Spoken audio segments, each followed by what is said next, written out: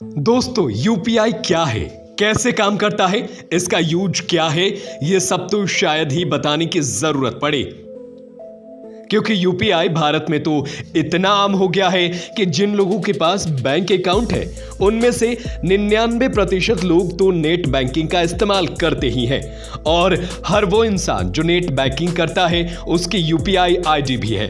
भारत तो बन गया है नेट बैंकिंग के मामले में पूरी तरह आत्मनिर्भर। सबसे ज्यादा आत्मनिर्भर अगर किसी मामले में आई है तो शायद नेट बैंकिंग ही होगा दोस्तों। लेकिन यह बात भी बहुत सारे देशों को हजम नहीं हुई और इनमें सबसे पहले आता है अमेरिका, जिसे सबसे ज्यादा मिर्ची लग रही है। दोस्तों इसके पीछे का भी मुख्य कारण है और वो ये है कि अमेरिका हर मामले में नंबर 1 रहना चाहता है, लेकिन जब कोई भी देश उससे आगे निकलने की कोशिश करने लग जाए तो अमेरिका को मिर्ची लगना तय ही समझो। जैसे चीन जो हर ऐप अपनी खुद की बनाई हुई इस्तेमाल करता है, यहां तक कि उसका ब्राउजर भी मेड इन चीन है। चीन हर एक चीज को कॉपी करने में माहिर है। इससे यह होता है कि देश का पैसा देश में ही रहता है। अमेरिका को इस बात से भी भारी चिढ़ लगती है क्योंकि अमेरिका का गूगल चीन में अपना जादू नहीं चला पाता है। चीन के कस्टमर्स को क्या पसंद है, उनकी रिक्वायरमेंट क्या है, इसकी जानकारी पूरी तरह से अमेरिकी कंपनीज तक पहुंच ही नहीं पाती है। और उसी तरह जब भारत में यूपीआई की स्टार्टिंग हुई तो अमेरिका ही ऐसा देश था जिसे सबसे ज्यादा सदमा लगा था। इसके पीछे की वजह यह थी कि इससे अमेरिका को आगे चलकर बहुत बड़ा घाटा यानी लॉस देखने को मिल सकता है। दोस्तों यूपीआई को लेकर भारत ने विदेशों में चल रहे नेट बैंकिंग के बिजनेस को गहरी चोट पहुंचाई है, लेकिन सबसे ज्यादा चोट अगर कोई खाएगा तो वो होगा अमेरिका। चलिए ये भी आपको बताते हैं कि आखिर कैसे। दोस्तों अमेरिका की ऐसी इकोनॉमी है जो बेहद बड़ी बड़ी कंपनीज और फाइनेंशियल इंस्टीट्यूशन के दम पर ही सुपर पावर बनी बैठी हुई है, जैसे कि YouTube, Google, Tesla, Facebook, Instagram, Apple. ये सारी बड़ी बड़ी कंपनियां अमेरिका की ही है। वर्ल्ड के सबसे अमीर आदमियों की लिस्ट में सबसे ज्यादा धनी लोग अमेरिका से ही अपना ताल्लुक रखते हैं। इसके पीछे बड़ा रीजन भी यही है कि यहाँ का बिजनेस और इकोनॉमी एक दूसरे से आपस में बुने हुए हैं। दोस्तों यूएस टेक्नोलॉजी के मामले में बहुत ही ज्यादा एडवांस है, लेकिन यूएसए में हर एक छोटी से छोटी चीज का पैसा लगता है, वहां कुछ भी फ्री नहीं है। जैसा भारत में यूपीआई का संचालन भारत की सरकार द्वारा किया जाता है, लोगों के हित में किया जाता है, बिल्कुल भी ऐसा अमेरिका में नहीं होता है।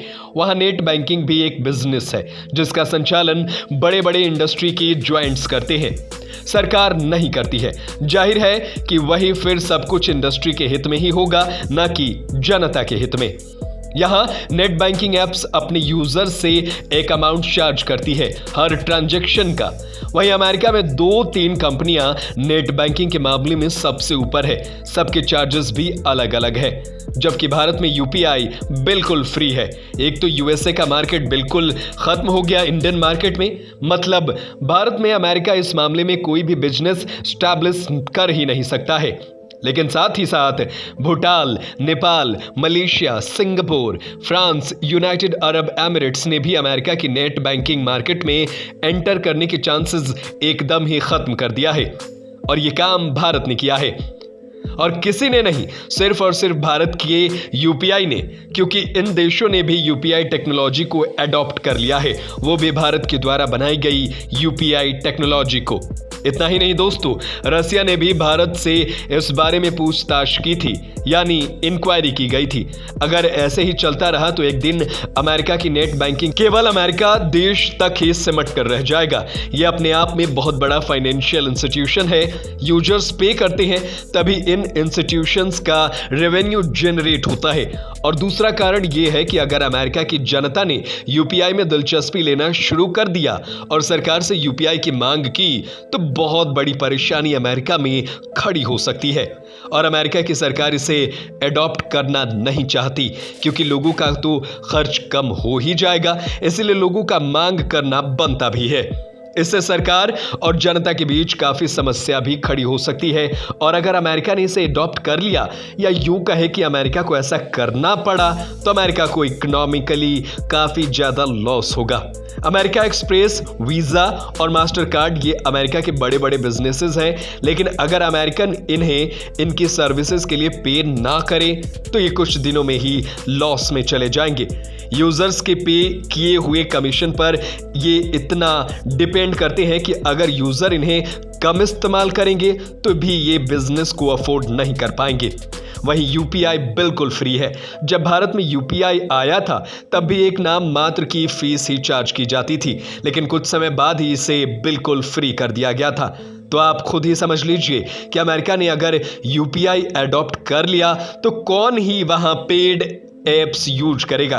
और तो और वहां डेबिट और क्रेडिट कार्ड यूजर्स में भी गिरावट देखने को मिल सकती है। तो क्या अमेरिका इतना बड़ा लॉस अफोर्ड कर पाएगा? इससे अमेरिका की इकोनॉमी पर क्या असर पड़ेगा?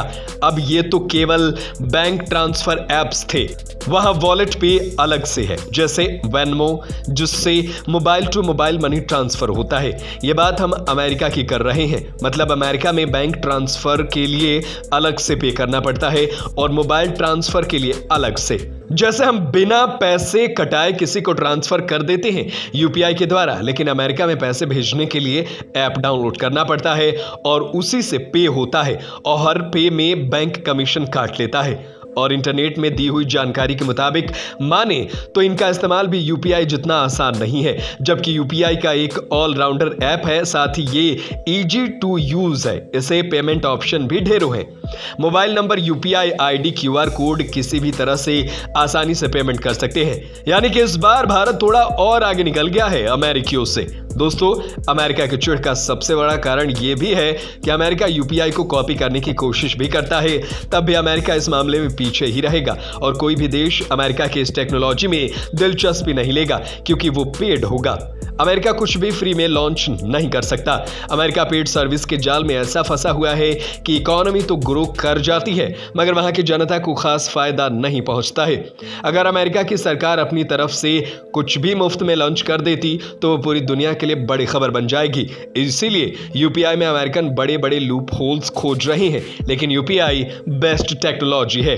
तो यही कुछ मुख्य कारण थे जिसकी वजह से अमेरिका को लगातार मिर्ची लग रही है।